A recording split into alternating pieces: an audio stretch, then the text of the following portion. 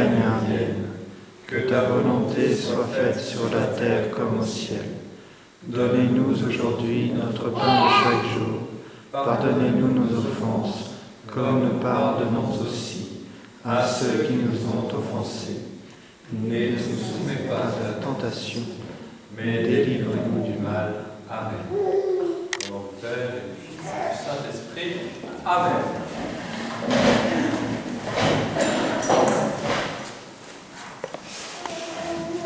J'ai entendu que certains ont commencé à appliquer la réforme liturgique nouvelle en changeant la traduction de notre Père Céleste. Je voudrais commencer ce long propos. Je plaisante. Je voudrais vous citer, je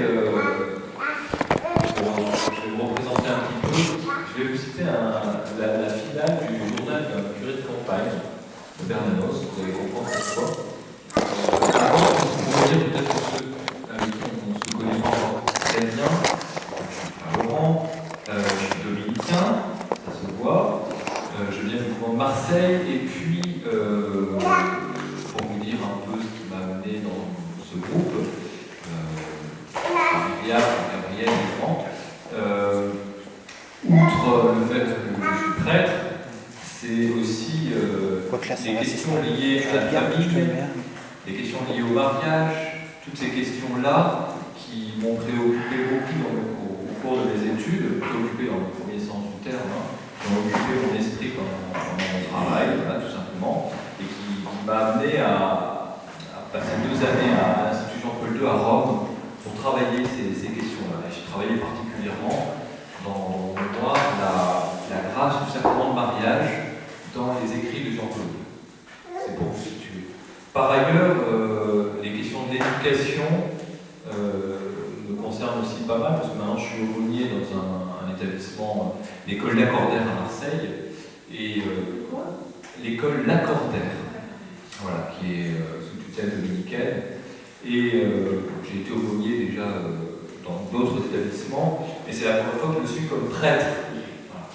Donc on retrouvera peut-être des choses dans ce que je dis.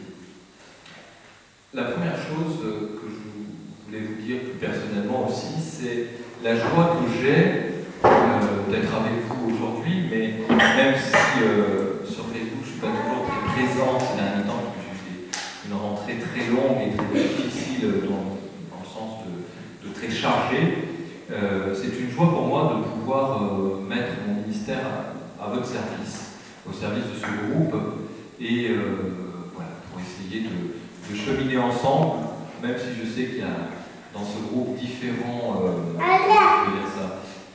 perspectives, d'amitié, de partage, d'expérience, etc. Il y a aussi, et je le sens très fortement, une exigence spirituelle. Voilà. Et au sens le plus noble du terme, donc je suis heureux de pouvoir vous aider à vivre cela. Je vous cite donc le curé de campagne de Bernanos. Certes, dit-il, je regrette ma faiblesse devant le docteur Laville.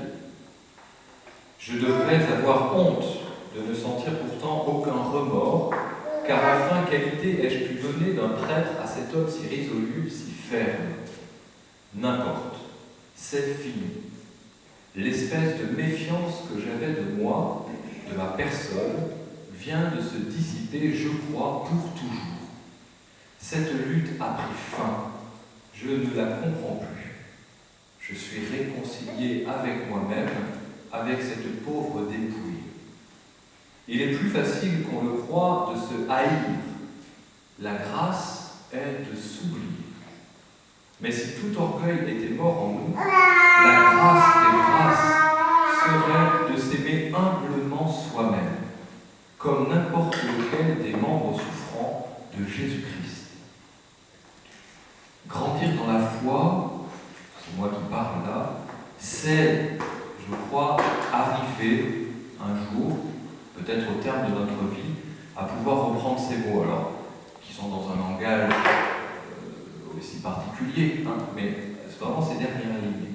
S'aimer humblement soi-même, comme en se reconnaissant comme étant n'importe lequel des membres du Christ, ces membres qui sont souffrants. Et tous les membres du Christ, mis à part la Vierge Marie peut-être, parce qu'elle est dans une perspective tout à fait particulière, chaque membre du Christ que nous sommes porte quelque chose de cette souffrance. Évidemment, à des degrés divers, et peut-être pas, on va dire, toute sa vie de la même manière. Il y a quelque chose qui évolue. Mais à travers cette souffrance, qui souvent peut nous enliser, peut nous faire avoir un regard sur soi-même aussi, sur nous-mêmes, je dirais péjoratif, mais même, comme dit le curé, au point parfois de se haïr soi-même, eh bien, il va falloir grandir dans cette foi, qui est cette lumière dans laquelle notre véritable identité, l'identité profonde qui est la nôtre, va nous être révélée peu à peu. Et cette identité, c'est d'être, c'est pour ça que j'ai pu commencer par notre Père, enfant d'un Père qui est aimant et qui a donné, tout donné jusqu'à son Fils pour nous. Justement, parce que nous avions besoin de cette grâce pour nous reconnaître dans notre dignité. Voilà, c'est pour introduire avec ce. Avant de il y aura des choses qui se regrouperont, je pense, avec Vincent demain, peut-être traitées un peu différemment. Je voudrais faire une espèce de cas, d'état des lieux, plutôt, de la question de la transmission. Parce que quand on parle du fait de grandir dans la foi, avant de grandir, il faut recevoir, donc il faut transmettre. Et j'ai retravaillé un peu cette partie-là parce que j'ai rencontré récemment, on s'est revu avec François-Xavier Bellamy, et donc il nous a fait un topo sur cette question-là, justement.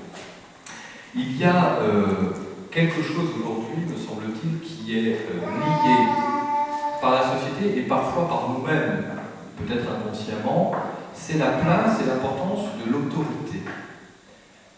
Je ne parle pas d'une autorité poussée à cet extrême et qui amène à l'autoritarisme, qui veut faire plier à tout prix celui à qui on transmet, mais cette autorité qui va consister à élever, en fonction de là où se trouve la personne, à l'élever dans un chemin, parfois long, souvent laborieux, mais à l'élever vers quelque chose de mieux.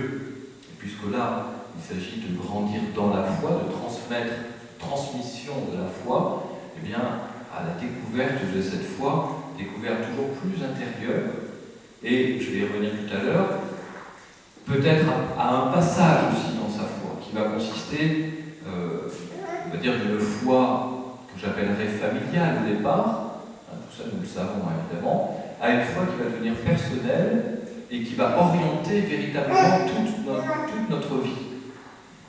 Je reviendrai. Et cette autorité, aujourd'hui, elle est mise en question. Elle est mise en question, et on le retrouve dans l'école, et certains pourraient mieux encore en témoigner que moi. On le retrouve dans les familles, on le retrouve un peu partout dans la société. Cette idée qu'on doit se faire soi-même, on doit se construire soi-même, un peu à la force des bras, mais finalement sans savoir vraiment où aller puiser pour se faire. L'idée de l'autorité dans l'exercice de la transmission, donc de l'éducation, c'est quand même, me semble-t-il, de transmettre un patrimoine, un héritage en quelque sorte, à partir duquel, oui, on va pouvoir exercer sa liberté et donc avancer dans la vie, faire face à ses responsabilités, même si c'est souvent difficile, etc., etc. Cela touche, je le disais, d'abord les premiers éducateurs que vous êtes comme parents. Ça touche aussi les éducateurs au sens large, dont je crois que je fais partie, etc., etc. On trouve cette question-là et cette difficulté à tous les niveaux. Dans le domaine de la foi, je constate une chose très intéressante, et là, je suis en première ligne, j'arrive tout juste dans cette école, ça fait 2 mois que j'y suis, et on a eu un conseil pastoral il y a 3 jours, on vous le malaise. On a eu un conseil pastoral cette semaine, et alors j'ai posé des questions aux catéchistes, en leur disant qu'ils sont par ailleurs des parents. En leur demandant, mais quel est le contenu de ce que vous transmettez? Quelle est la méthode que vous utilisez pour transmettre cette foi? Alors en fait, j'ai découvert que le contenu du catéchisme, en tout cas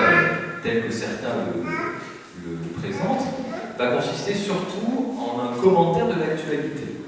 Hein, ça va des attentats évidemment terribles qu'on a connus à Paris, jusqu'à tout ce qu'on peut voir dans les médias au quotidien sur le nouveau sanctuaire de la pensée qu'est BFM TV.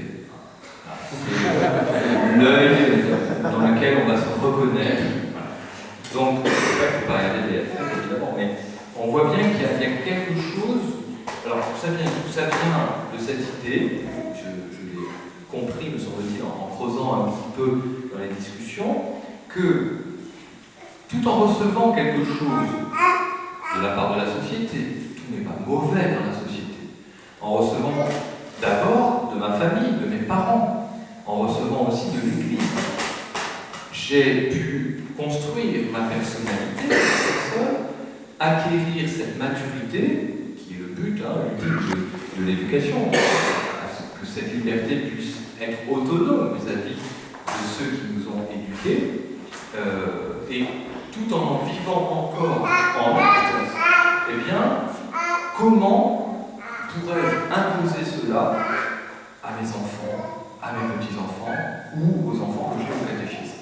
Il y a cette idée qui plane que, on revient à l'idée de départ, il faut que les enfants, les jeunes, se fassent eux-mêmes leur propre opinion.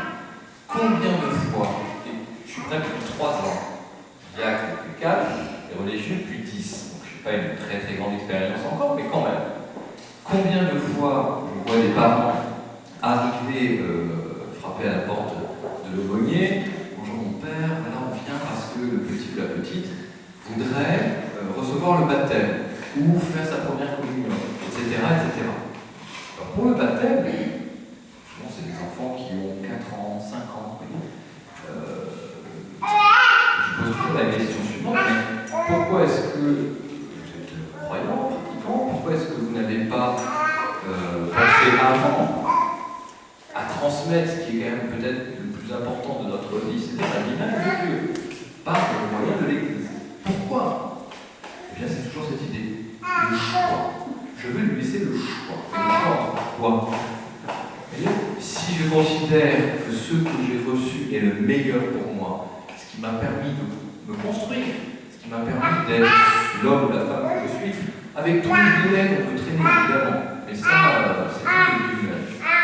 Pourquoi est-ce que je n'aurais pas le désir de transmettre ce dépôt-là, c'est plus qu'un dépôt, on va le voir, à ceux que j'aime le plus, qui sont proches de moi? Donc c'est une question importante. L'autre remarque que je me faisais sur le catéchisme, quand on regarde, vous savez, on est dans la génération, c'est pas nouveau, mais ça a l'air encore plus que des parcours. On fait des parcours pour tout. Et c'est très bien. Des parcours pour les fiancés, des parcours pour les confirmants, des parcours pour l'accompagnement au deuil, etc., etc. On fait des parcours pour tout. Et ce qui donne des repères intéressants. Sauf que quand on regarde les parcours catéchétiques, à part quelques-uns qui sont vraiment très très bien faits, soit ils sont tellement consistants que quand vous allez les amener et les présenter aux élèves, vu que leur culture souvent est proche du néant au niveau religieux, il faut être honnête, ils vont être comme submergés, et puis comme il ne faut rien apprendre non plus, parce que on ne sait jamais, une fois que ça endoctrinerait, eh bien, ça va leur paraître imbuvable, inassimilable. Ou alors, au contraire, vous avez d'autres parcours qui considèrent peut-être que les enfants sont peut-être une vieille idée qui ressurgit. Les enfants sont proches de la, excusez-moi, c'est pas ce que je pense, mais de la débilité, ils ne sont pas capables de comprendre. Donc, on leur donne des parcours où on ne dit plus les mots de la foi. Et où là non plus, on n'apprend pas, parce que c'est pas utile. D'accord ? Donc on voit ce double constat.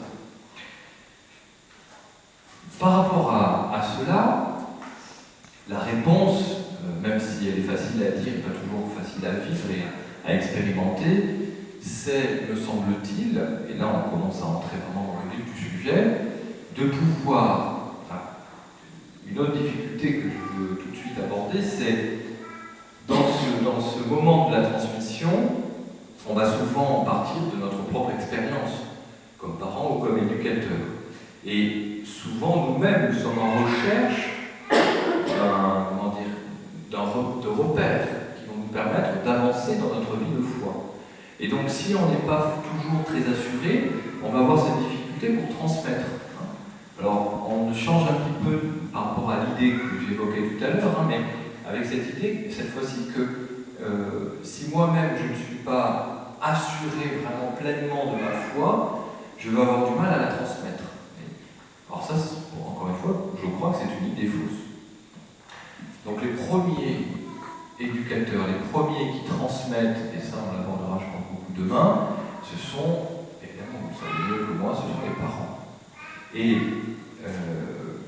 il y a, là je reviens à ce paradoxe que j'évoquais tout de suite, je crois une des causes de cette difficulté vient du fait de notre manque, et je parle très généralement, de formation.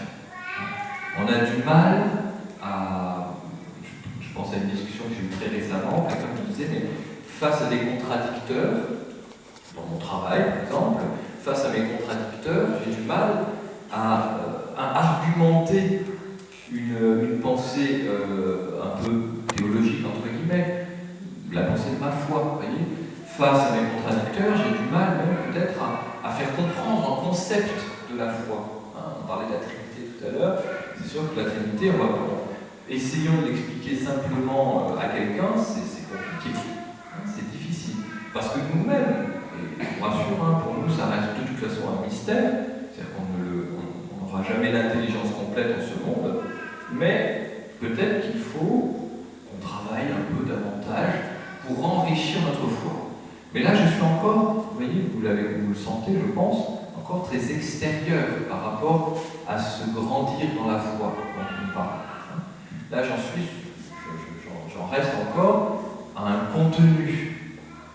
Mais la foi ne se résume pas au contenu, j'y viens dans un instant. Tout de suite. Qu'est-ce que la foi? Alors, je vous pose la question, qu'est-ce que la foi? Comment vous définiriez la foi? Je vais vous mettre à contribution. Alors, c'est quoi la foi?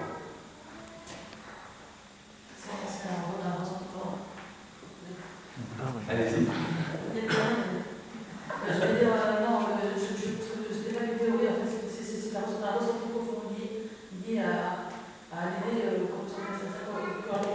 peut penser qu'on a la foi, mais on peut tromper aussi. Parce que je pense qu'on en a la foi seulement quand dans le ressenti, on a plus d'appréhension, plus de.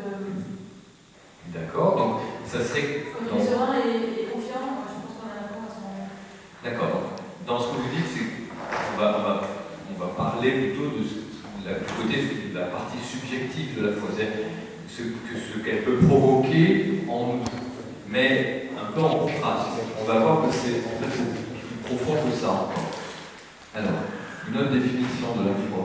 Il y a des définitions très simples, très directes, très immédiates. C'est quoi la foi? Alors, là, on décrit ce qu'est la foi. Moi, je demande une définition de la foi. Alors, un don. Bien, de qui? De Dieu. Un don de Dieu. À qui? À qui veut? Vous êtes sûr que c'est un don à qui veut? Est-ce que ce don est proposé à seulement ceux qui veulent? Non. En fait, la foi est un don qui est proposé à tous en réalité. Mais effectivement, certains ignorent que ce don leur est fait, qu'il est prêt à être fait, et d'autres, au contraire, le reçoivent. Quand est-ce qu'on reçoit ce don de la foi? Au baptême. Très bien. Et comment on peut qualifier encore la foi, de manière un peu plus technique? La foi, c'est quoi? J'attends un mot. C'est pas une certitude absolue. C'est pas comme ça qu'on définit. L'espérance? Alors non. C'est la constitution.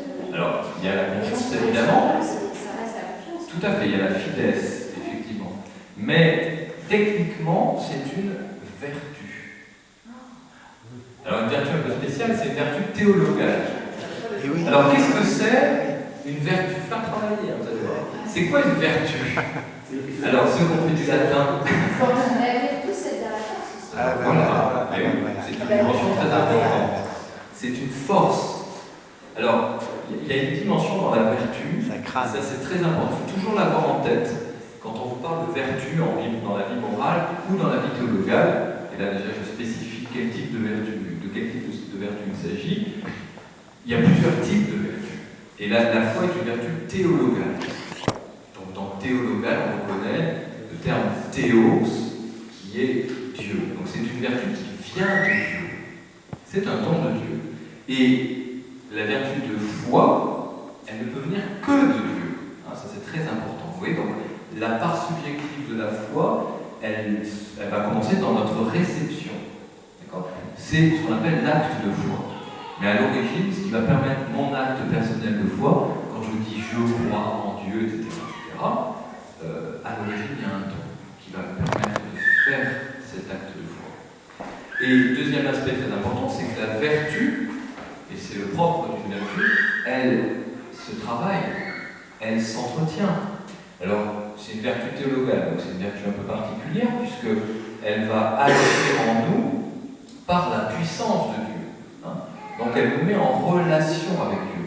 Ça, c'est quelque chose sur laquelle je veux beaucoup insister, c'est que les vertus théologales, comme foi, espérance, charité, elles ne sont pas seulement des actes extérieurs à l'homme. Je professe la foi, je fais acte d'espérance dans son royaume, et j'aime Dieu, vous voyez. Mais la vertu, elle implique qu'on pose des actes, un acte de foi. L'acte de foi va passer aussi par la profession de notre foi. D'accord ? Mais ces vertus nous mettent en contact avec Dieu, à différents degrés, à différents niveaux de notre vie. Pour faire simple, et là, on pourrait parler des Dichtstein, de saint Thomas d'Aquin et de bien d'autres auteurs, pour en rester à la foi, pour en revenir à la foi, mais je vais décrire les autres aussi, la vertu théologale de foi est, c'est comme ça qu'on l'a décrit encore, une lumière que Dieu donne à notre intelligence. Vous voyez, la foi, elle va toucher quelque chose de notre intelligence. Donc ça veut dire qu'il n'y a pas de contradiction, et ça, je vous renvoie à l'encyclique de Jean-Paul II, Fides et Ratio, il n'y a pas de contradiction entre la foi et l'intelligence. Et c'est pour ça que quand parfois je pose la question, qu'est-ce que c'est la foi? On me répond, c'est le saut dans l'inconnu. C'est cette idée, je bondis avec une confiance totale. Oui, la confiance est totale, mais la foi implique l'intelligence. Ça ne veut pas dire que quelqu'un qui n'a jamais travaillé, je vais citer mes parents, ils n'ont pas fait beaucoup d'études, de grandes études, mais il y a quelque chose chez eux en tant que croyants qui leur permet d'exprimer des choses sur le mystère de Dieu, et des choses qui sont très profondes. C'est ce qu'on appelle le sensus fidei, le sens de la foi qui existe chez chacun de nous comme baptisés, et qui nous permet d'exprimer par le moyen de notre raison, de notre intelligence, des choses très profondes sur le mystère de Dieu. Et donc, qui va ouvrir un appétit pour continuer de nourrir son intelligence au regard de la foi. Voyez, non seulement il n'y a pas de contradiction, mais en plus, l'une appelle l'autre. D'accord ? Ça, c'est très, très, très, très important pour nous. Après, évidemment, pour décrire les deux autres vertus, l'espérance, elle va nous être donnée et va s'attacher plus spécifiquement, c'est tout notre être, qui est croyant, qui espère et qui aime. Mais l'espérance va s'appuyer plus spécifiquement sur la mémoire. Et la charité, on va parler du cœur, mais en réalité, on va parler dans les puissances de l'âme, de la volonté. La charité, c'est ce moteur puissant qui va me permettre de poser des actes de charité. Il ne suffit pas de dire j'aime, comme il ne suffit pas de dire Seigneur, Seigneur, mais il faut poser des actes qui soient en cohérence avec cette charité que je reçois et de laquelle je veux vivre. Alors, si je reprends ces différents niveaux de foi, si je puis parler comme ça, la foi, il y a un contenu. C'est ce qu'on appelle le donné révélé. Donc ce donné révélé, qu'est-ce que c'est? C'est ce qui est transmis de génération en génération. C'est le canon des Écritures, donc la Bible, telle qu'on la connaît aujourd'hui, l'Église catholique, parce qu'il y a une distinction avec le protestantisme, mais grosso modo c'est la même chose, et qui contient l'intégralité de ce que Dieu a voulu révéler à son peuple de lui, et de la vocation de l'humanité, de l'être humain, à savoir être en union avec Dieu. C'est encore la tradition de l'Église, par laquelle eh bien, on va interpréter justement ce donné de la foi. Vous voyez que déjà à ce niveau, il est extrêmement important pour grandir dans la foi, de quoi faire? De lire l'Écriture d'abord, de s'en nourrir, autant que faire se peut. Je sais bien que quand on a des enfants, qu'on a un boulot qui prenne beaucoup de temps, c'est pas facile de faire sa lectio tous les jours, évidemment. Hein. Donc il faut pas que je pense, en tant que religieux, que tout le monde est religieux, hein, évidemment. Mais c'est important de pouvoir, vous voyez, ne serait-ce que préparer les textes du dimanche, par exemple. De prendre un temps, pourquoi pas avec les enfants, certains le font certainement, pour préparer ces textes. Parce que dans ce texte, alors vous voyez, on a un rapport à notre texte tout à fait différent que celui que les croyants ont dans d'autres religions. Dans la Bible, on ne croit pas que c'est Dieu qui a dicté le contenu aux écrivains ecclésiastiques. Mais on parle de ce qu'on appelle l'inspiration. Alors je ne vais pas décrire l'inspiration là, mais si vous voulez, je pourrais vous demander, mais c'est la manière que Dieu utilise habituellement, c'est le mode habituel de fonctionnement de Dieu, si je puis dire, pour nous parler. À travers la liturgie, à travers les lections, donc par ces textes. C'est comme ça que Dieu nous parle. Avec cette limite très importante, attention, je ne suis pas le maître de l'interprétation de ces textes à titre personnel, mais je dois toujours me référer autant que possible à l'Église. C'est l'Église qui interprète ces textes-là. L'Église, c'est quoi? C'est le magistère et c'est les croyants dans le sensus fidei. Si on est éclairé par la foi, alors oui, je peux recevoir ces textes dans leur vérité. D'accord? La tradition aussi, il faut la lire. Quand je ne ferai pas le test avec vous, je le fais de temps en temps, quand on m'embête un peu au début, mais qui lit les encycliques de nos papes? Qui lit les grands textes, les grands dicastères sur la vie humaine, etc., etc. Vous voyez, alors là, de même que ce que je disais tout à l'heure, j'ai conscience que c'est extrêmement compliqué quand on a déjà des semaines ultra chargées. D'en plus, le samedi soir, c'est allez, là on est chaud, allez, on va prendre la boulette aussi, puis on va bosser. Mais voilà, il faut qu'on se questionne.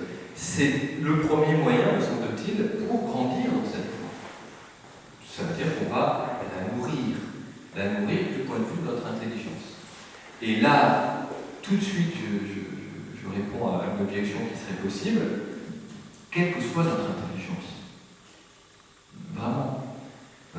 Certains me disent, oui, mais vous, c'est facile, vous êtes dominicain, vous avez été formé pour réfléchir. Oui, bon, ça dépend des frères, et puis des moments. Et toujours, nous non plus, on n'a pas trop envie de lire son encyclique. Mais peu importe, je reprends l'exemple de mes parents, quand je vois ce que lit ma mère, je me dis, mais ça va, tu avances, c'est bien, ah ouais, c'est passionnant, puis on apprend des choses, on apprend des choses. Il y a des choses que je ne comprends pas, mais c'est pas grave, j'avance. Et ce qui est important, c'est d'aller puiser dans ce patrimoine extraordinaire, exceptionnel que nous avons là à portée de main. Puis maintenant, avec ces outils que nous avons, il suffit de les télécharger, ils sont gratuits sur Internet. Donc voilà, puis on peut dans le train, en voiture, quand on vient comme ça, non, je sais qu'on ne dit pas la deuxième en voiture. D'accord? Ça c'est le premier. Oui. Je ne voulais pas vous faire couper, mon frère. jusqu'à 15 heures aujourd'hui, mon intime conviction relativement à la foi, c'est que c'était en premier lieu et par essence un don de Dieu adressé au cœur. J'ai toujours, pour ma part, aimé Dieu par le cœur et jamais par l'intelligence. Soit je suis très bridé, c'est très possible, mais toujours par le cœur. Et après que l'intelligence ait envie de prendre le relais, de creuser, de fouiller, d'étudier, mais primitivement, j'ai toujours eu l'impression d'être amoureux du Christ et de Marie par le cœur et jamais par l'intelligence. Alors, c'est pas contradictoire, mais je vais y venir. Ouais. Je vais y venir. Mais déjà, je peux vous donner la clé. C'est que quand je parle de foi ici, mais je voulais, vous voyez, terminer par là, comme la cerise sur le gâteau. Mais c'est pas grave. La foi dont je parle, il y a une... Non, parce que je vais il y a une... Attention, je vais être provocateur 2 minutes. Par essence. Oui, vraiment vous avez raison. Je veux simplement donner l'articulation qui permet d'arriver à ce que je dis. Quand vous ouvrez l'évangile, je ne connais pas les versets par cœur, donc vous avez plusieurs épisodes où le Christ va exorciser un homme, une femme qu'il rencontre. Il va chasser un démon. Qu'est-ce que le démon, qu'est-ce que ces démons, ou parfois ces dizaines de démons, disent au Christ? Qu'est-ce qu'ils lui disent généralement? Ils reconnaissent qu'il est le Seigneur. Tu es le Seigneur, ne nous fais pas de mal, on a peur, et ils ont raison d'avoir peur parce qu'il est pour les chasser. Ils reconnaissent qu'il est Dieu. Ils le reconnaissent. Donc on peut parler de foi. Et là, c'est là que je suis provocateur. Et tout de suite, j'ajoute, c'est une foi morte. C'est une foi sans charité. C'est une foi sans amour. Oui, c'est ça. Donc la foi dont je parle ici, et c'est très important, et je vais le développer un peu, mais c'est la foi, ce qu'on appelle la foi vive. La foi vive, c'est la foi qui est animée par la charité, au sens premier et philosophique du terme. Nous sommes animés par notre âme. Je répète en fait, quand je dis nous sommes animés, ça veut dire que j'ai une âme, que nous avons une âme. Mais c'est notre âme qui est le principe de vie de ce que nous sommes, de la personne humaine que nous sommes. Et bien dans l'organisme théologal, c'est un gros mot théologique, et bien c'est la charité qui anime tout. C'est la mère des vertus. Il n'y a pas de plus grande vertu. Même Saint Paul va nous dire, la foi elle passera. La foi elle passera, oui, quand on sera face à Dieu, plus besoin de croire en lui, on le verra. L'espérance elle passera. Quand on sera dans son royaume, face à la multitude des anges et des saints, et dont certains de nos familles, que nous retrouverons là, tous j'espère, eh bien, plus besoin d'espérer, on jouira de sa promesse, on sera avec lui. La charité la plus grande, parce qu'elle demeure. C'est la même en ce monde et dans le monde à venir. Et c'est cette charité qui va donner sa forme à la foi. Vous voyez la différence entre la foi des démons, et là vous pouvez aller lire le bouquin de Hadjadj, la différence entre la foi d'un démon et la foi d'un chrétien, c'est justement la charité. Le démon ne peut plus aimer. Parce qu'il a définitivement refusé de se soumettre, donc d'obéir, donc d'aimer son créateur. Comme nous, il est créé, ce démon, et il reste une créature de Dieu. Mais il a refusé de reconnaître Dieu comme son créateur. Donc il sait très bien qu'il est Dieu. Il est même plus intelligent que nous, ce démon-là. Il le sait d'une manière, même si son intelligence a été abîmée par son péché. Mais il sait que Jésus est Seigneur. Alors que nous, parfois, on a peut-être du mal à le reconnaître. Mais la différence, c'est que quand moi je pose un acte de foi, j'espère, je suis animé par la charité. Et donc cet acte de foi me met en contact déjà en ce monde avec Dieu, par la charité. Donc effectivement, ce qui est spontané souvent dans notre expérience, dans notre vie, c'est ce contact amoureux avec le Christ, ce contact amoureux avec Dieu. Alors, voilà, avec la Trinité, c'est parfois plus difficile sur des personnes, parce qu'on a du mal à se faire présenter. Et l'immédiateté, il y a moins d'immédiateté dans la relation au Père et avec l'Esprit Saint.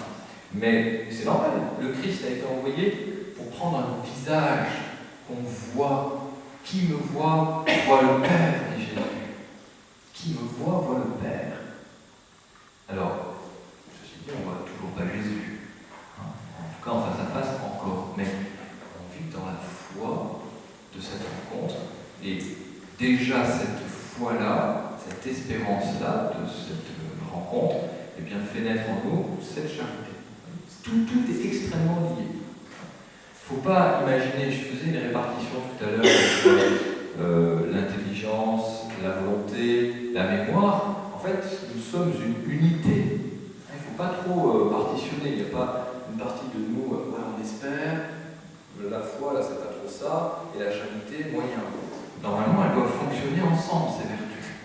De même, avec toutes les autres vertus morales, vertus intellectuelles, etc. Donc, la force, la patience, l'humilité, la chasteté, etc., etc. Tout notre organisme vertueux doit, autant que possible, fonctionner ensemble. Mais ce qui est au cœur de cet organisme, c'est la charité. La charité, alors, vous citiez tout à l'heure la petite fille Espérance. C'est vrai qu'il y a quelque chose, moi j'aime beaucoup cette image, parce que c'est l'espérance qui donne finalement la plus belle image de la jeunesse, finalement, de notre vie chrétienne. Parce que c'est elle qui va sans cesse encourager et soutenir notre acte de foi et de charité. Pourquoi? Parce que on est comme des enfants, en réalité. On a besoin qu'on nous redise sans cesse, eh bien, je ne veux pas parler de récompense, parce que c'est pas ça, mais la fin qui est la nôtre. Pourquoi est-ce que je m'attache à pratiquer ma foi? Pourquoi est-ce que je m'attache à former mon intelligence pour continuer de plonger encore davantage dans ma foi? C'est parce que je veux être uni à Dieu. Oui. Alors je refuse le terme de récompense. On peut le concevoir comme ça, d'une certaine manière, dans un certain sens. Mais il peut être un peu galvaudé et voire même trompeur.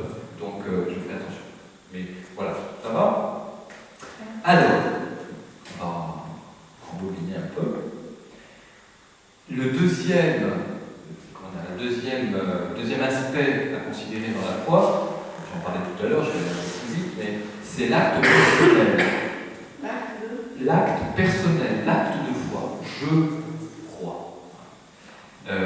Et là, il y a quelque chose aussi qui est important pour grandir dans la foi, c'est ce passage, et ça, je le vois beaucoup chez beaucoup d'élèves à l'école, cette difficulté de ce passage, d'une foi qui est encore cet héritage familial et qui est fondamental, hein, je ne me remets pas en question, à cet acte de foi, cette foi qui est personnelle. C'est-à-dire d'arriver à dire « je crois » en engageant tout mon être, ma personne, dans cet acte-là.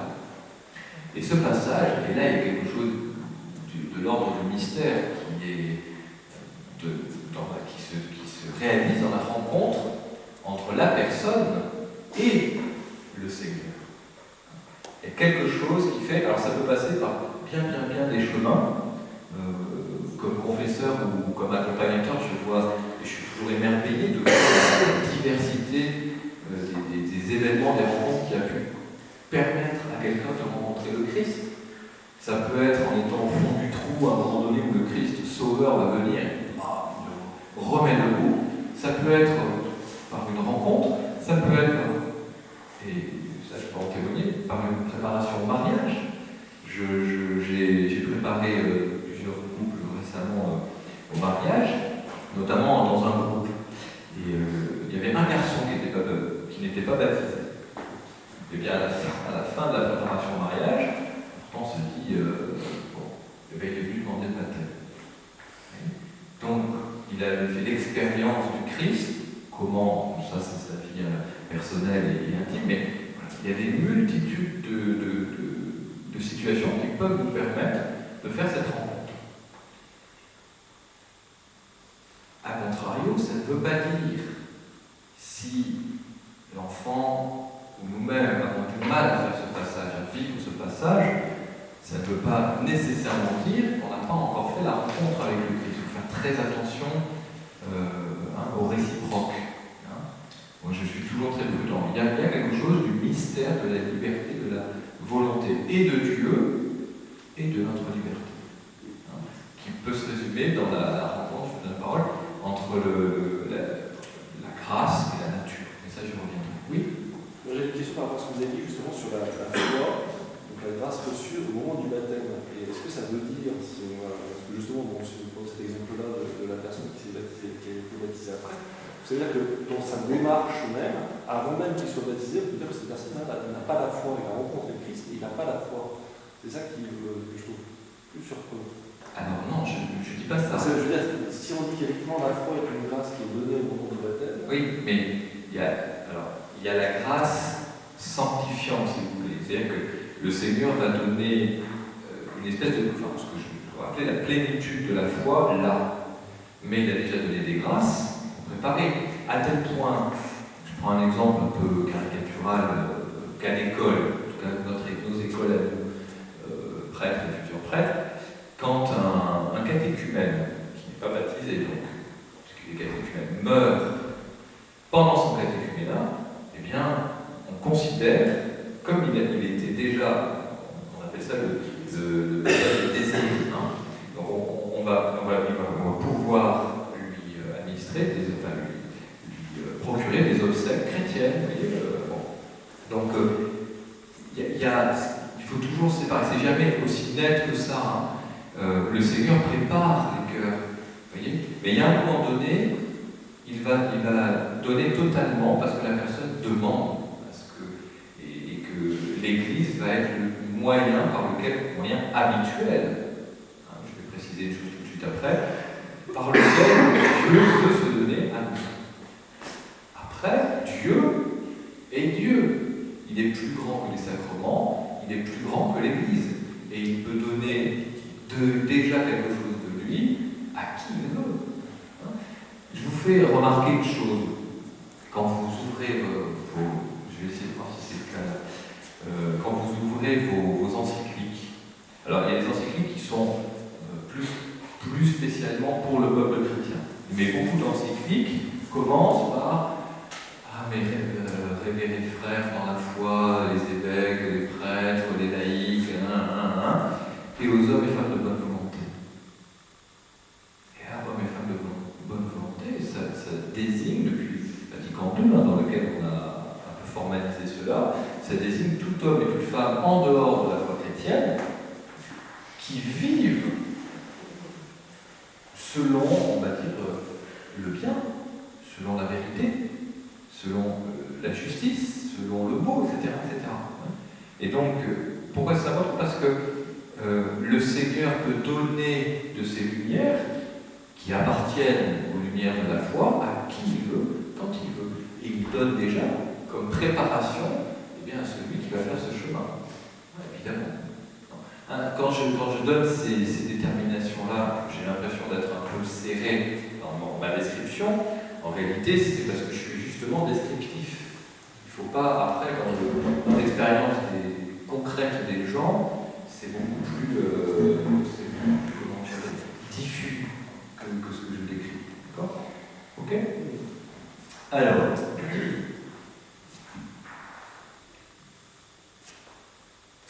une autre chose très importante, donc c'est le troisième niveau, si je puis dire, donc la foi en tant que vertu théologale. Alors, j'en ai déjà pas mal parlé, je ne vais pas m'attarder encore des heures là-dessus. Il y a une petite chose qui me semble importante, et peut-être aussi qui peut éclairer notre expérience. Je parlais, en citant tout à l'heure Bernanos, nous sommes des êtres fragiles, des pots d'argile dans lesquels le Seigneur veut mettre sa grâce, comme un trésor. Vous savez, on a beaucoup tendance aujourd'hui, à juste titre, de parler de toutes ces souffrances spirituelles, de tout ce qui peut nous empêcher de déployer notre vie spirituelle. Donc on va chercher par la psychologie, par l'agapé-thérapie, etc., à revenir à ces événements douloureux de notre existence pour essayer de les soigner.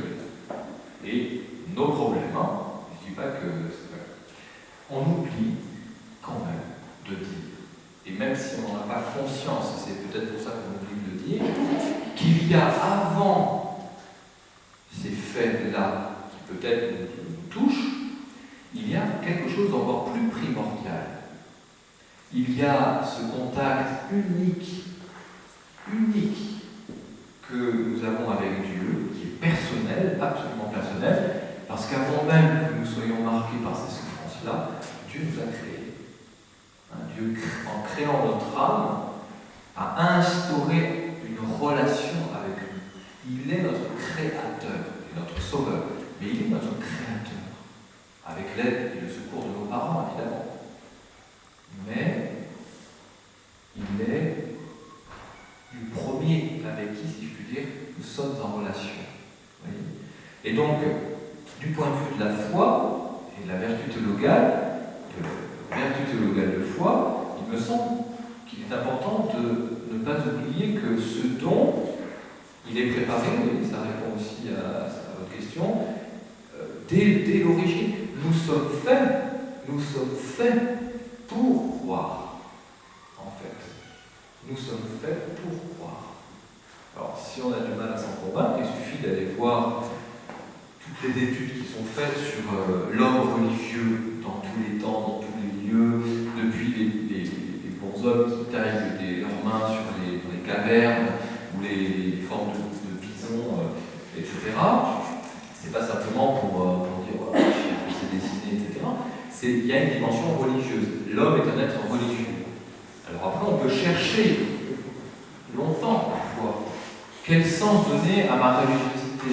Parfois même, on peut se tromper, aller dans des choses qui vont plutôt me faire tomber que m'élever.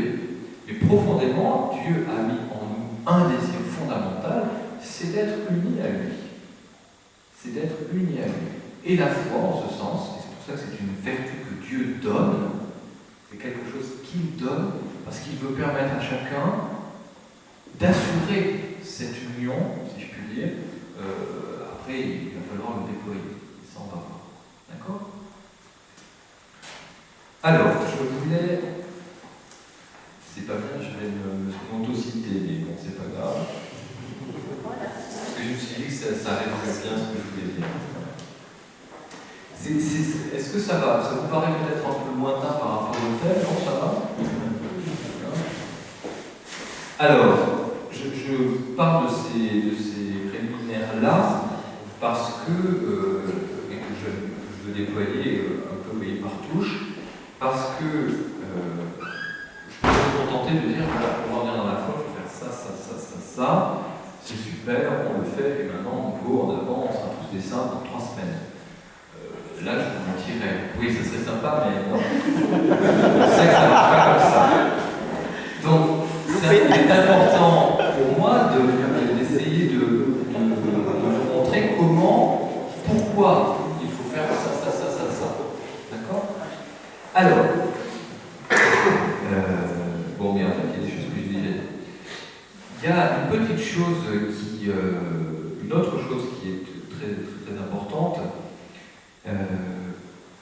c'est dans le fait de grandir dans la foi, et surtout dans le plus jeune âge, c'est l'exemplarité. Et on a pu manquer de cette exemplarité. C'est extrêmement difficile d'être des exemples dans la foi. C'est extrêmement difficile parce que nous-mêmes continuons de cheminer.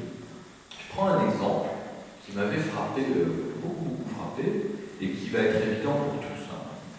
Un jour, je suis invité j'étais à Toulouse, encore étudiant, ou diacre, je ne sais plus, mais je crois étudiant, frère étudiant. Et il fallait que je parle du ciel, de la béatitude aux enfants. Super, j'aime beaucoup ça en plus, pas de problème. On y va. Et là, donc je fais une petite catéchèse, etc. Et puis, voilà, la responsable du groupe me dit très bien, merci père, super, maintenant on va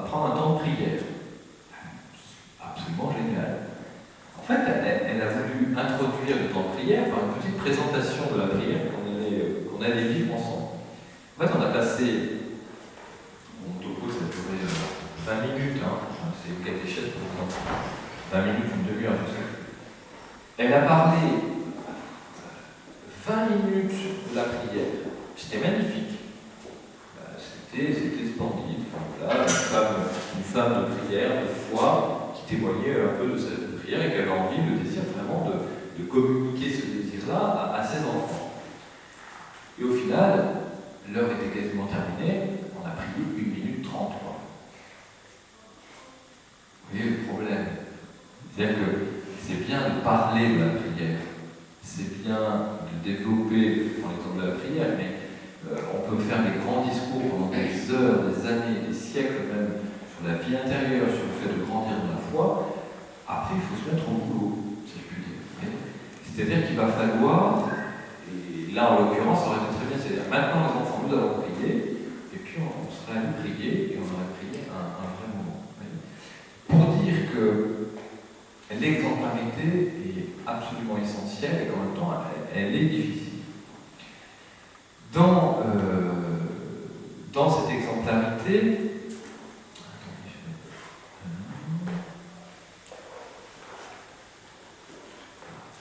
dans cette question de l'exemplarité, il y a une dimension qu'on ne doit pas oublier, c'est ce que je disais tout à l'heure, hein, on a peut-être nous-mêmes manqué parfois d'exemples.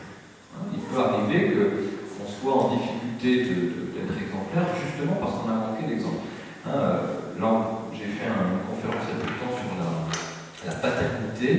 En ce sens, c'est extrêmement intéressant de voir comment parfois il peut y avoir un retrait de l'éducateur, quel qu'il soit, hein, père ou mère, ou l'éducateur au sens large, dans ce qui est de l'ordre de son devoir. Je sais qu'on n'aime pas trop parler de devoir, mais parfois il le faut. C'est pas un devoir lié à l'autoritarisme, je reviens à ça, mais c'est un devoir impérieux qui est de l'ordre de l'amour, justement. Si ce que j'ai reçu, ce qui me fait vivre, est fondamental, essentiel pour moi, il faut que je puisse le transmettre. On a droit à l'erreur, et on en fait tous. Je pourrais vous en raconter des pontes que j'ai fait avec les ados.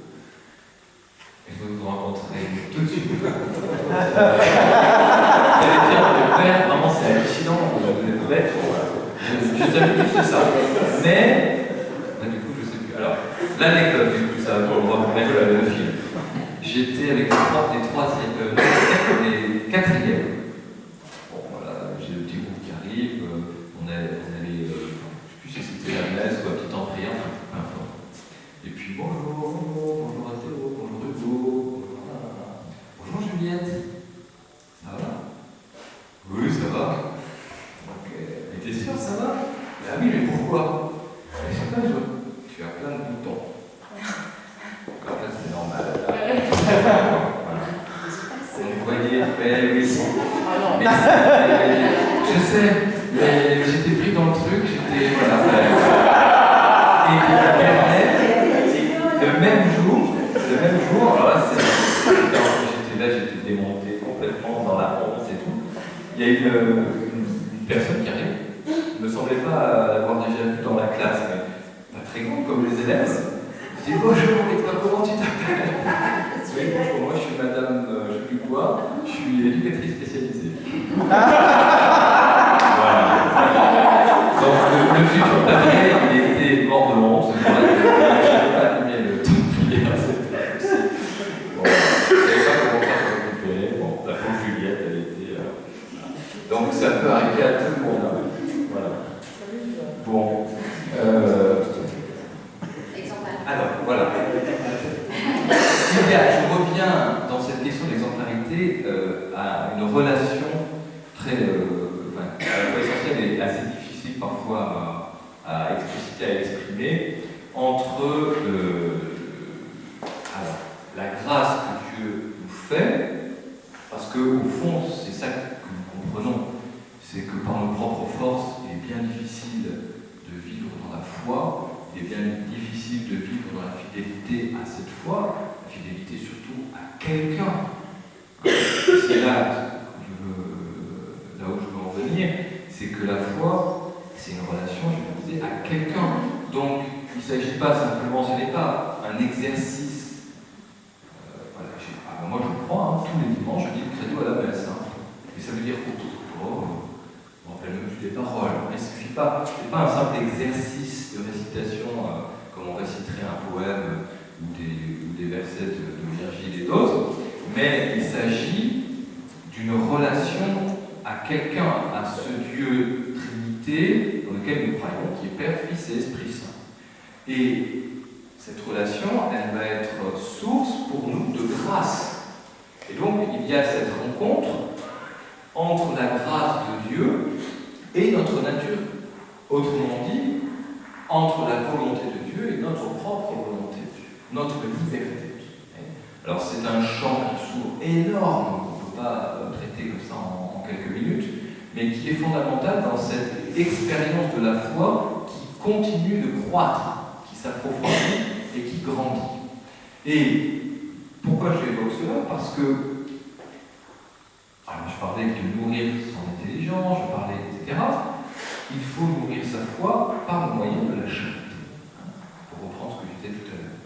C'est-à-dire que notre vie de foi n'est pas un ensemble bien ordonné d'exercices, de piété.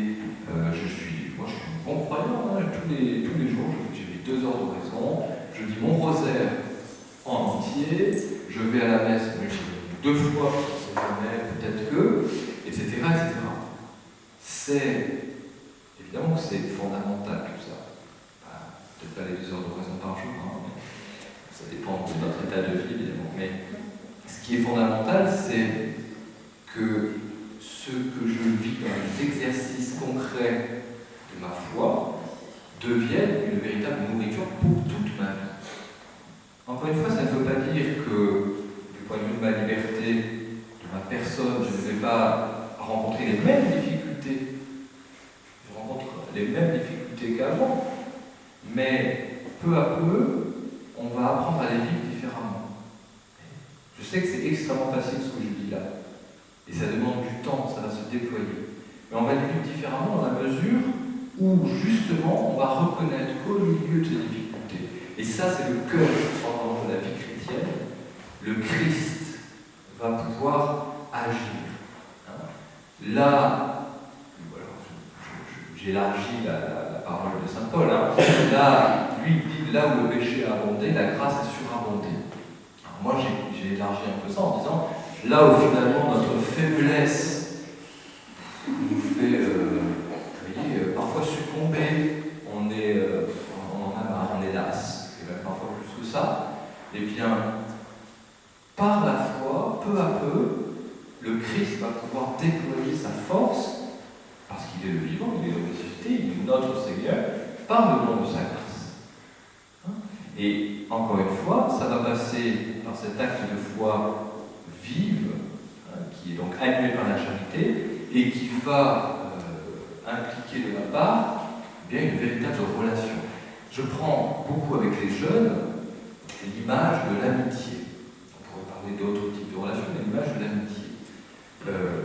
Quand je vis une amitié véritable, sincère, belle et bonne avec quelqu'un, j'ai l'impérieuse nécessité de partager des choses avec cette personne, de vivre des moments avec cette personne, d'avoir des temps privilégiés, même si l'amitié est toujours ouverte.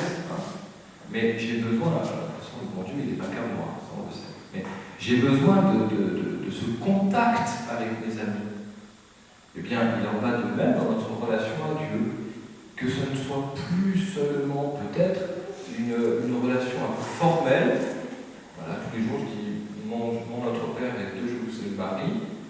C'est bon, je suis en rêve, je vais pouvoir me coucher tranquille. Mais que ça devienne une relation plus que de l'amitié. On parle de charité. Mais Aristote dirait que l'amitié est de l'ordre de cet amour, peut-être un des amours les plus hauts qui existent. Voilà, je me perds. Donc que notre vie de foi devienne, si je puis parler ainsi, et reprendre cette image, mais de l'ordre, c'est ce qu'ont vécu les pèlerins d'Emmaüs. que sur le chemin, parfois on ne sait pas trop où il mène, et surtout on ne connaît pas le lendemain, on ne sait pas de quoi demain sera fait, que sur ce chemin nous puissions accueillir la présence du Christ. Parce qu'au fond, et c'est ça qui est fondamental, lui il est là. Il est là. Et c'est parfois nous qui ne sommes pas tout à fait là. Il ne s'agit pas de se juger ou de juger les autres. Ça, c'est ailleurs qu'on fait ça. Mais il s'agit de reconnaître que lui, il est toujours au fondement finalement de ma vie. Au fondement, il veut être aussi au fondement de mon agir. Au fondement et au cœur même, et peut-être là davantage qu'ailleurs, dans ma difficulté, dans mes soucis. Et très concret. Vous pouvez imaginer la crise de foi, sans eux évidemment, de la vie, où là, ça y est, le Seigneur va être là. Et il y a un paradoxe que j'évoquais hier avec Guélo. Ce paradoxe, c'est que, et c'est là le problème de la croissance dans la foi.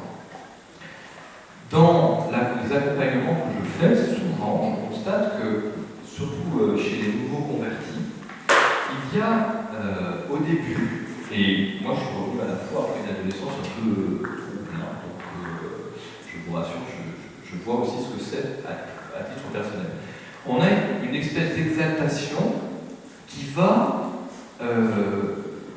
faire que nous allons nous attacher à des grâces peut-être que nous ressentons, donc qui vont alimenter notre foi au point de peut-être nous donner l'impression que la foi c'est ça. C'est sentir le parfum de l'hostie quand le prêtre l'élève et la consacre.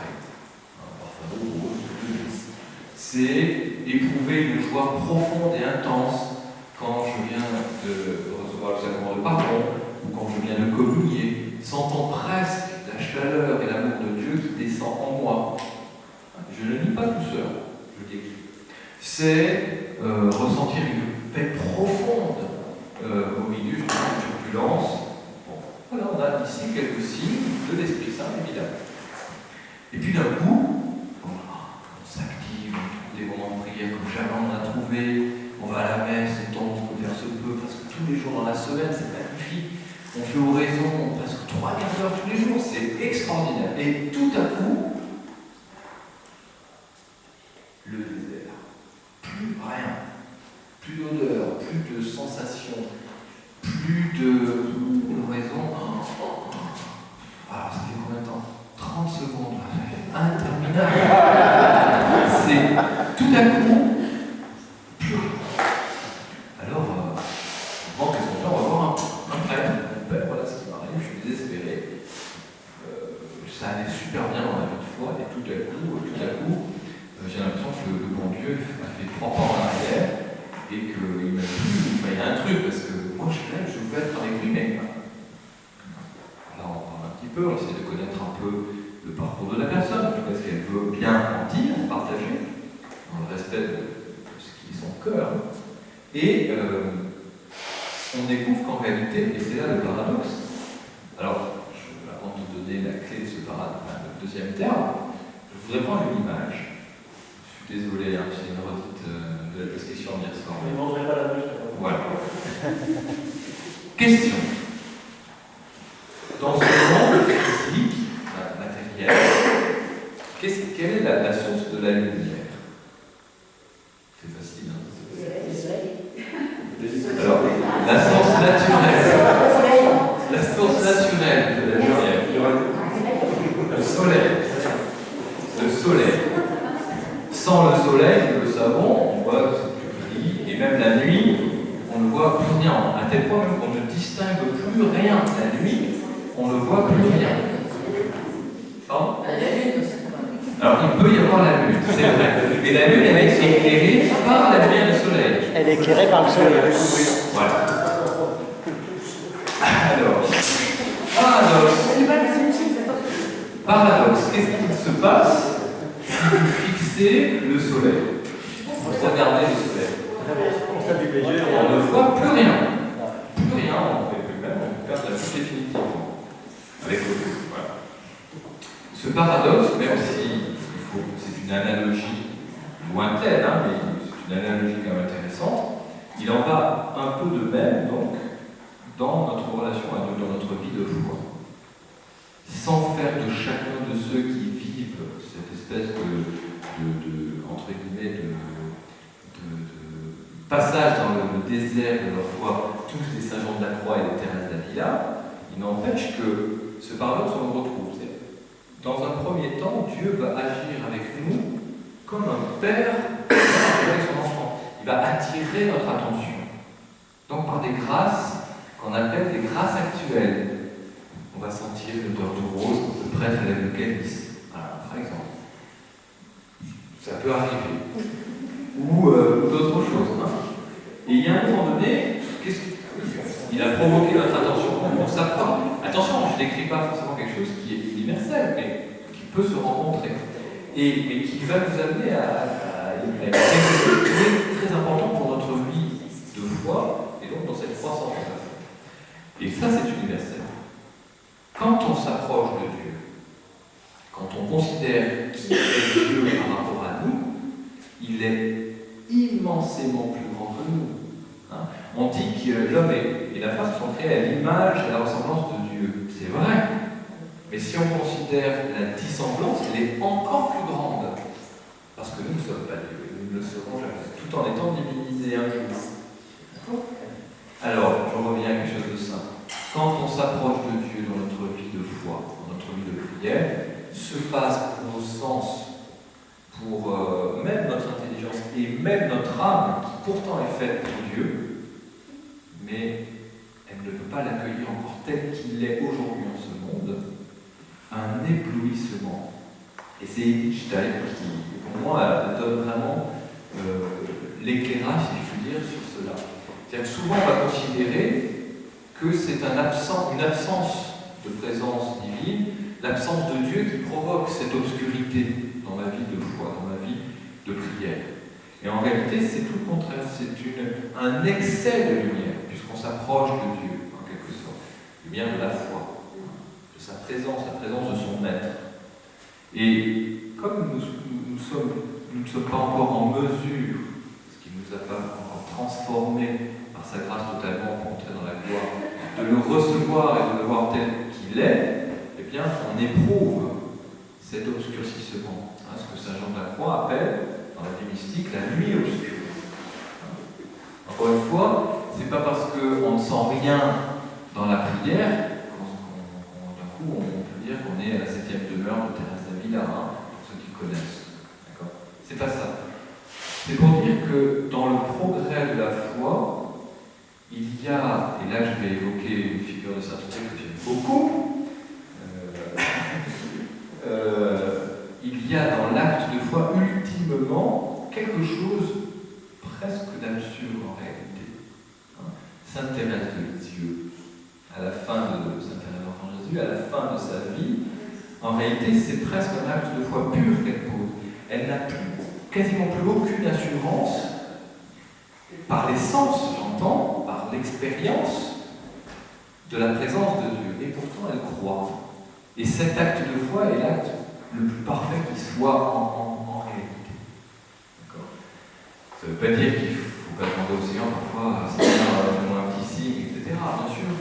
Mais ultimement, la croissance de notre vie de foi va nous amener à cette obscurité. Mais qui est une obscurité pas par défaut de présence divine, si je puis dire, mais par excès. C'est-à-dire que plus, encore une fois, plus on s'approche de l'être de Dieu, qui est la source de tout être, de tout l'être même, plus on va être engourdi du point de vue de notre vie spirituelle. Mais plus on se rapproche de lui. Voyez ? Donc il y a quelque chose d'objectif dans la foi. Et c'est pour ça que tout à l'heure, ce que vous disiez, j'entends, hein, et c'est vrai qu'il y a une dimension subjective qui est très importante. Mais il faut aussi considérer le côté objectif de la foi, parce que sinon, à un moment donné, on peut dire, ben non, en fait, je suis complètement perdu, je suis loin de Dieu, et j'ai tout laissé tomber. Hein, c'est le soufflet qui retombe. Et là, c'est pour ça, et j'aborde une question importante, puis peut-être on peut faire après une petite pause, et puis s'il y a des questions, on prendra après. y a dans des moments dans notre vie, je crois, et j'en parlais encore avec Violet hier soir, en fait on a préparé où on a peut-être besoin d'un éclairage aussi sur nous-mêmes, un éclairage extérieur. On va parler de l'accompagnement spirituel par exemple. Je ne dis pas qu'il est nécessaire que toute notre vie, chaque jour, on ait un accompagnateur spirituel, un père spirituel, mais je crois qu'il y a des moments, justement des moments où on a l'impression qu'on perd un peu pied du point de vue de la foi. J'entends, mais c'est souvent mélangé les choses, de pouvoir faire appel à quelqu'un qui va pouvoir poser un regard un peu objectif, justement, sur ma vie intérieure. Il ne décidera pas à notre place ce qu'on doit faire. Ça, c'est pas un père spirituel, plutôt un directeur, ça. Mais il va nous aider, peut-être à nourrir notre foi et à reconnaître les signes objectifs que ma foi est vive ou que je suis en train de m'éloigner de cette foi. Il y a quelques signes qu'on peut reconnaître. Justement, ce désir d'être fidèle à Dieu, ce désir de prier, même si je n'y arrive pas tout le temps. Mais vous voyez, il y a des petites choses comme ça, il y a bien d'autres encore, je ne peux pas tout décrire. D'accord ? Dernière chose, et après on fait la pause, il y a, je crois, dans cette croissance de la foi, une dernière chose à considérer. C'est que on imagine, et c'est ça qui est difficile aussi, on cherche souvent à localiser. Alors en plus maintenant on sait exactement où nous sommes, il y a la géolocalisation, on peut même géolocaliser ces autres appareils, et ça sonne, on sait où ils sont. On a tendance aussi à vouloir géolocaliser le bon Dieu. Je veux dire par là, on a une vision extrêmement matérielle de Dieu finalement et du paradigme de son royaume. Alors il y a des choses objectives. L'Eucharistie, Jésus il est là, point. Sacramentellement, mais il est là, sur l'autel. Ça c'est sûr. Et souvent, on va imaginer que Dieu se cherche à l'extérieur, dans une espèce de quête, etc., presque sans fin. En réalité, et ça se comprend si vous avez bien suivi tout ce que j'ai dit, le lieu par excellence où je peux trouver cette présence de Dieu et donc creuser ma foi, c'est en moi-même. En moi-même parce que c'est au cœur de mon cœur, au creux de mon âme, par ce contact, et qui ne cesse de vouloir établir par les sacrements, par la grâce, que le Seigneur est présent. Il y aurait bien des choses à dire et à développer sur ça. Je dis simplement, attention, ce n'est pas une introspection. Parfois on imagine que je vais prier, donc je vais faire une espèce de bilan de ma vie. Là j'arrive à 40 ans, 50 ans, je vais prier, là je vais faire une introspection. Non, c'est pas ça. Ça, on va en parler à ses amis, ou à un psy, ou à son père psy aussi, mais il s'agit de creuser son intériorité. Parce que c'est là, en moi, que le Seigneur est présent, veut être présent, me parle, veut sans cesse que je le retrouve. On parle du sanctuaire de la conscience, le Deus in nobis, je ne sais plus qui disait ça, mais, un poète latin. Et oui, c'est là que Dieu se donne à moi et il veut que je le retrouve. Alors quand je dis là, je retombe dans le piège de la géolocalisation, c'est ce travail de l'intériorisation. Et la vie de foi va consister, pour que mon âme puisse s'élever à Dieu, vers Dieu, eh bien, à descendre en nous pour trouver Dieu. Et là, je conclus, c'est l'extraordinaire œuvre de notre frère saint Thomas d'Aquin qui va, vous voyez, dans la somme de théologie. La somme de théologie, on imagine toujours que c'est très compliqué, oui, c'est très compliqué. En même temps, c'est très simple. c'est un schéma. C'est pour ça que j'ai mis un petit tableau, et je vais pas voir ça. Le schéma de la somme-théologie, c'est pas très compliqué. C'est Dieu, c'est l'homme et la femme.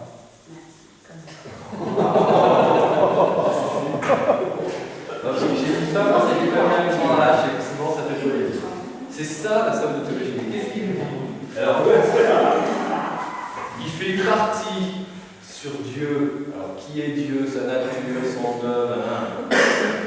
Ensuite, la création de Dieu, donc toute la création. Mais la fine point de la création, c'est l'homme et la femme. On connaît leur histoire, on peut compliquer, le péché originel, un petit calcul dans l'histoire. Et leur vocation à l'homme et la femme, c'est de retourner à Dieu. Voilà la somme de théologie, hein. Ça sert à ça, pour nous expliquer cet aller-retour entre Dieu. Alors on appelle ça, saint Thomas il parle d'exitus. Donc on voit le mouvement qui sort de Dieu et le réditus, le retour à Dieu. C'est ça notre vocation. Et pour opérer ce retour, ce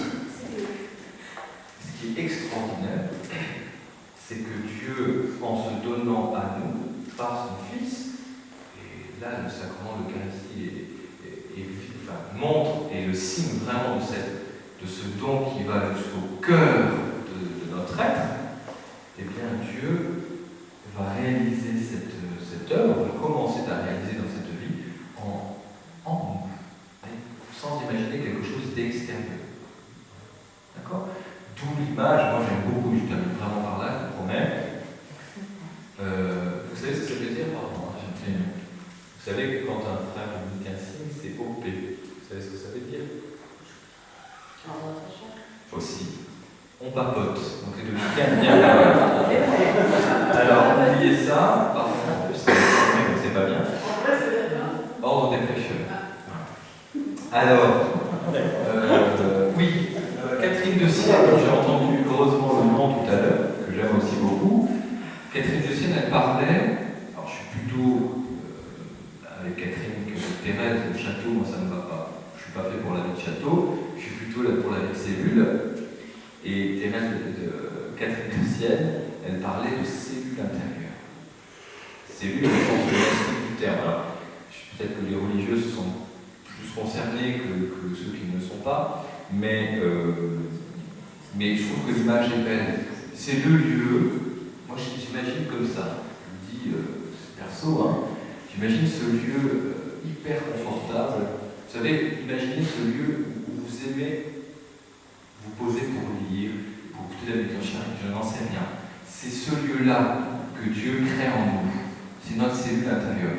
C'est là qu'il aime venir s'asseoir, entre guillemets, et c'est là qu'il aime nous appeler pour qu'on aille le retrouver.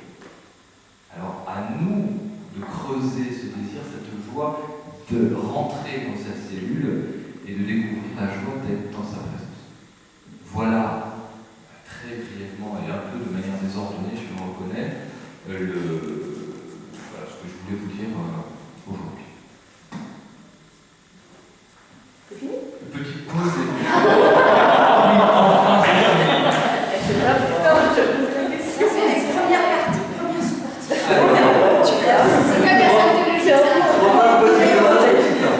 Donc c'était l'introduction.